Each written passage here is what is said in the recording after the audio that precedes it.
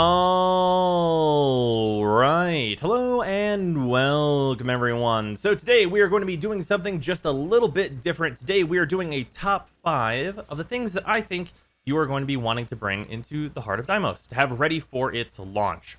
With that, there are multiple things in each category, and they are not ranked within some of the categories that I have here. So take what you will from them. It's really only a one per category thing. Starting with the very first category, which is an all-rounder Warframe. This is number 1 on the top 5 of things that you definitely are going to want to have for the Heart of Deimos.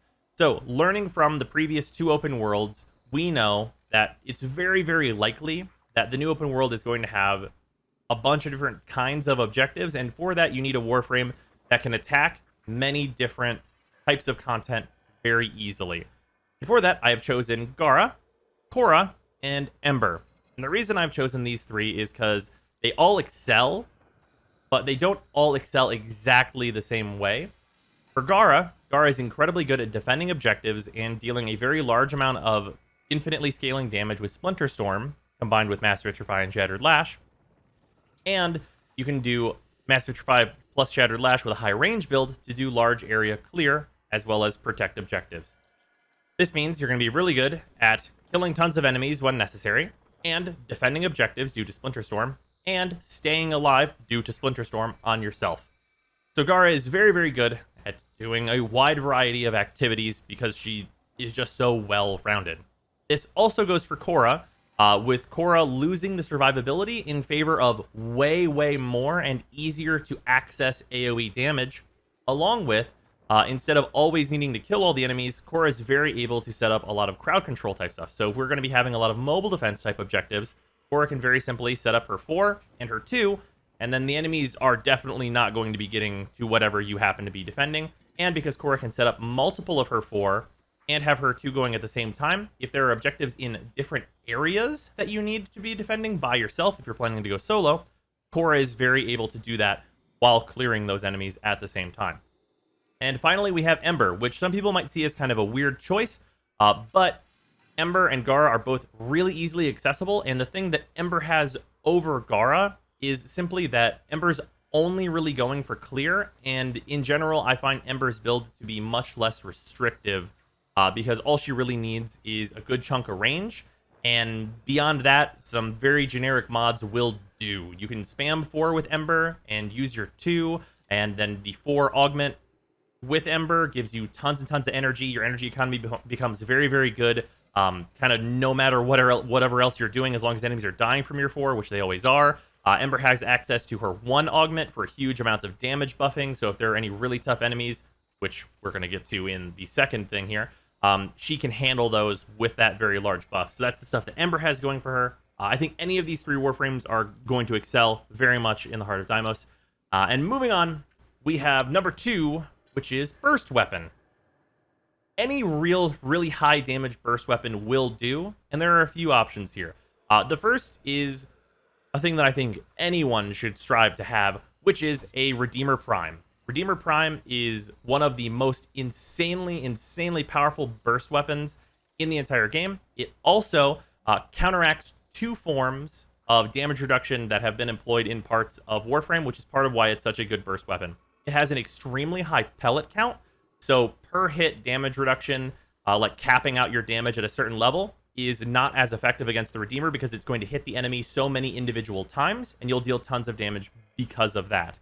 On top of that, the damage itself with this build is just extreme. Now, this is a 3-forma build, but you could honestly very easily cut Sacrificial Pressure and cut down the amount of forma in this build if you don't want to invest that much.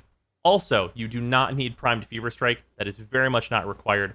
And also, finally, this is set to gas right now, but the element that I would suggest most people go with, if you're wondering, is Viral. So this weapon is incredibly good at bursting down enemies. If you do not have access to the Redeemer Prime, you may have access to the Vacor Heck. The Vacor Heck is an extremely powerful shotgun that also boasts, because it is a shotgun, of course, a larger pellet count, so it's going to be good against capped damage, because you're going to get those multiple pellets in there. And it's just a generally great weapon that you might already have sitting around. This is generally what I'm using on the Vacor Heck here.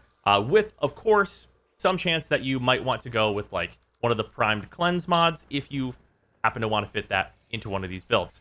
So the Vacor Heck and the Redeemer Prime, both fantastic options. However, if you are newer to the game, what should you go with? Well, very simply put, I would just take the regular Heck.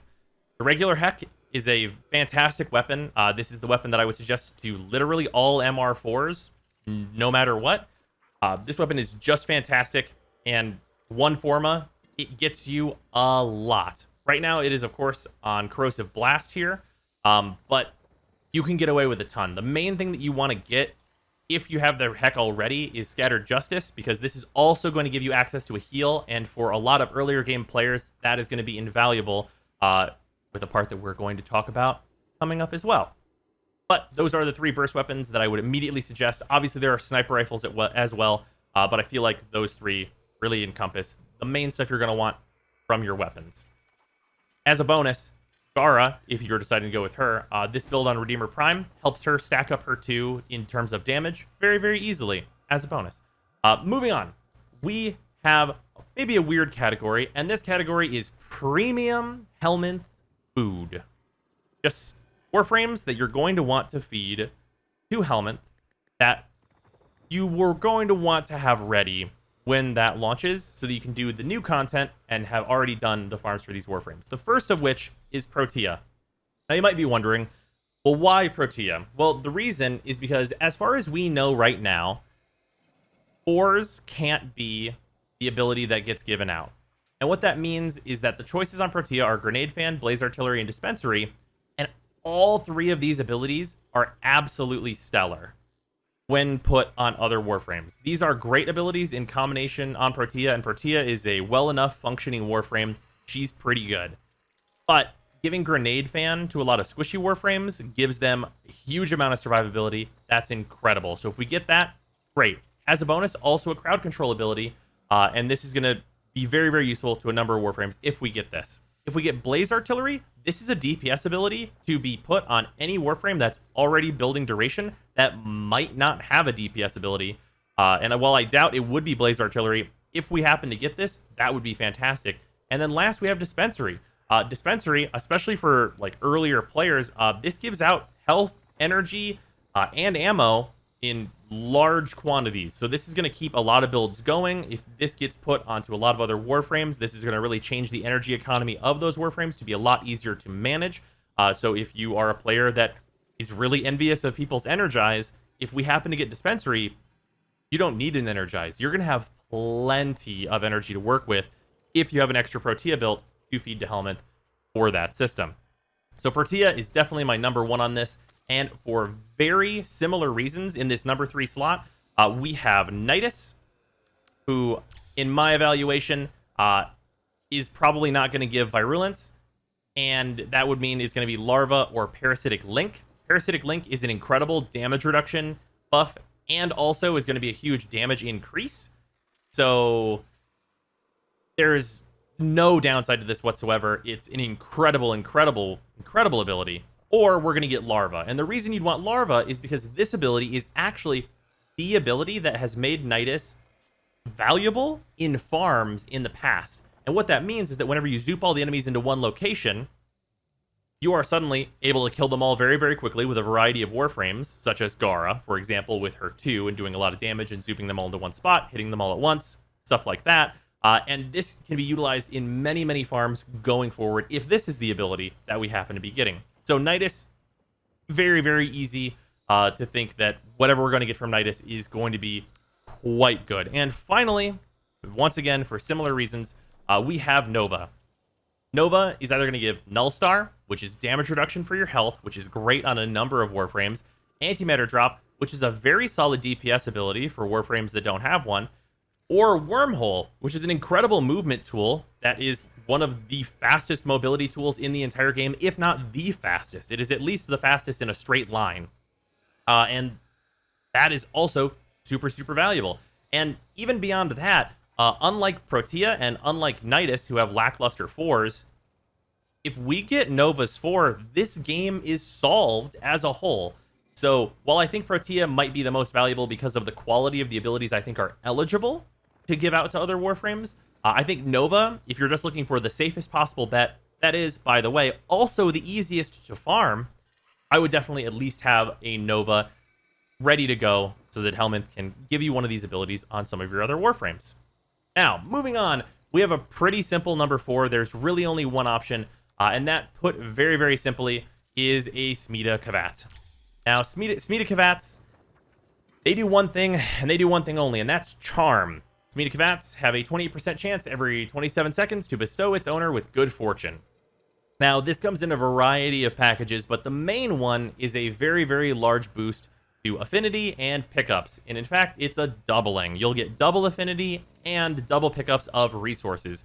With what does a new open world mean? A new open world means new resources. So you're probably going to want to have charm in your belt for those farms, because if they're going to take a while, they might as well take half the time. Just more resources, just purely. And of course, because we have fetch now, you're not like losing vacuum or anything. And you can combine that with like the rest of the build you see here, which is very heavy forma and super not necessary to get a very well functioning Kavat that will sometimes double your stuff up and sometimes give you red crits and so on and so forth.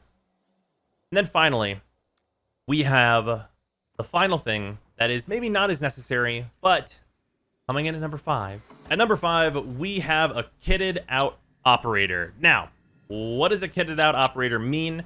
And what are the stages of upgrading your operator to be better?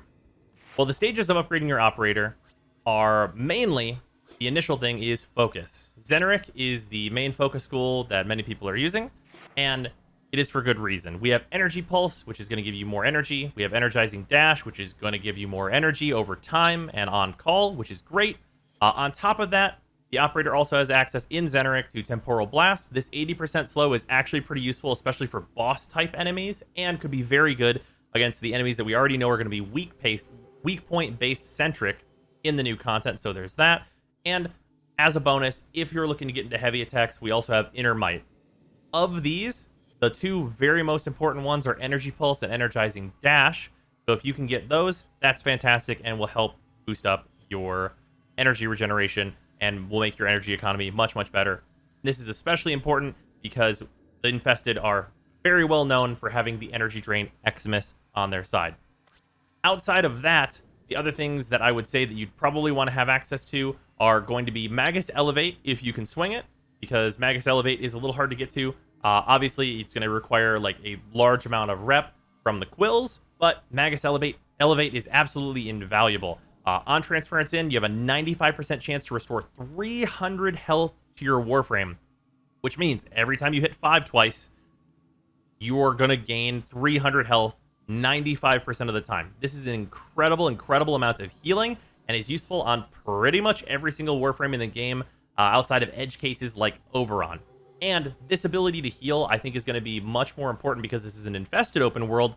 So I think we're going to be seeing a lot more infested poison clouds and things that are going to bypass our shields. So I think Magus Elevate is definitely the most important arcane that you'd want to have access to on your operator, followed directly by Magus Lockdown. Magus Lockdown is just, honestly, it's solid, small crowd control if you're going to need it. Drop a Mine tethers 10 enemies in 15 meters for 4 seconds. It's a 4-second stun on 10 guys in a 15-meter radius. You dash in, they're all stunned. You can take care of them very easily. This works on most things in the game and is just solid crowd control to add to your kit and just have on call no matter what Warframe you're playing. And that's pretty much going to do it. Obviously, you can go above and beyond. My operator is super maxed out. You can go through and get like all the passives. You can get the passives from Zeneric, which are Void Siphon and Void Flow, and combine those with the Naramon passives in order to get a very fast air dash that is going to allow you to traverse very quickly between areas, no matter what Warframe you're playing as.